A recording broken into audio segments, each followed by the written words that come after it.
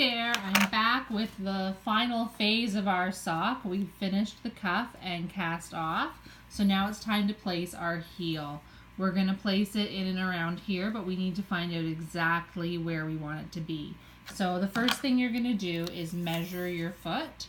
Mine is a whopping 10 inches long. So with that information, I can now decide where my heel is going to go. You're going to take the end where you did your toe increases. Your heel is going to mimic your toe and be identical just down here. So you're going to measure and see how long your toe increases were. Mine were 2 inches long. So then what you would do is you would take your 10 inches and subtract those 2 inches. And that'll give you approximately where you would put your heel.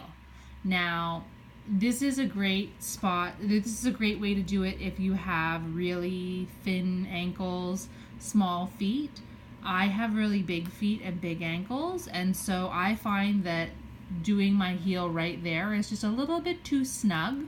So what I end up doing is I actually come back about a ½ inch, and then I do some extra increase rows, which give me kind of like the gusset if you're doing a top-down sock.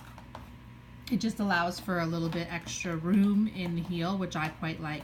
So that places me at 7½ inches at the orange line on my sock. Something else you can do is if you've knit socks before and they are very comfortable and they work really nicely, then you can just take them and lay your new sock down on top, line up your toes, and then fold back to see where it meets.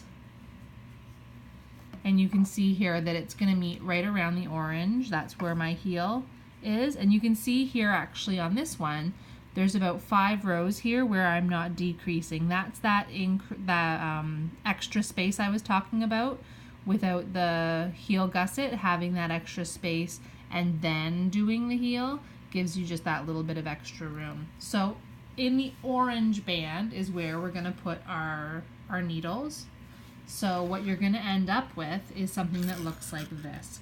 You're going to have a needle in one row, a row skipped, and then a needle through the other row. And I will show you how to do that in the next video.